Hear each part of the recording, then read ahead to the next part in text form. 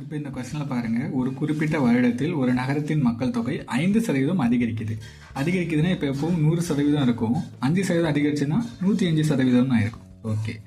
மேலும் அதற்கு அடுத்த வருட மக்கள் தொகை 5% குறையுது. அப்போ 5% குறையுதுன்னா எவ்வளோ? 95% ஆயிருக்கும் இல்லையா? இரண்டாவது ஆண்டு மக்கள் தொகை, இந்த 2 வருஷம் முடிவில் மக்கள் தொகை வந்து இந்த அமௌண்ட் தான், அதாவது 9975 எனில் முதலாவது ஆண்டு, அதாவது ஸ்டார்டிங்கில் மக்கள் தொகை என்னன்னு கண்டுபிடிக்கணும். நம்ம இப்போ கண்டுபிடிக்க வேண்டியது என்னது?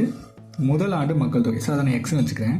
முதலாண்டு மக்கள் தொகை. ஸோ முதல் வருஷம் பார்த்தீங்கன்னா நமக்கு எத்தனை பர்சன்டேஜ் கூடுது? 5% கூடுது. அப்போ 105/100ன்னு போட்டுருணும். இரண்டாவது ஆண்டு 5% குறையுது. அப்போ 95/100ன்னு போட்டுருணும். கடைசி முடிவில் 99 என்ன வந்துருச்சு? 75ன்னு வந்துச்சு. ஓகே, இப்போ அடிப்போமா? அடிச்சா 2 10 5. இது அடிக்கும்போது 5 95 45ன்னு வரும். மறுபடியும் என்ன வரும்? 4 தான் பேலன்ஸ் இருக்கும். அதே மாதிரி 95 45ன்னு வரும். கடைசியில் 5 போட்டுருணும். ஓகே, இப்போ இது அடிச்சிங்கன்னா 5 95 45. இப்போ மறுபடியும் அடிக்கும்போது 3 9 9ன்னு வரும். ஓகே, இப்போ இதையும் அடிச்சிங்கன்னா 2 1ன்னு வரும். இந்த இதில் ஒரு 21 இருக்குது. இப்போ இதையும் கட் பண்ணிடலாம்.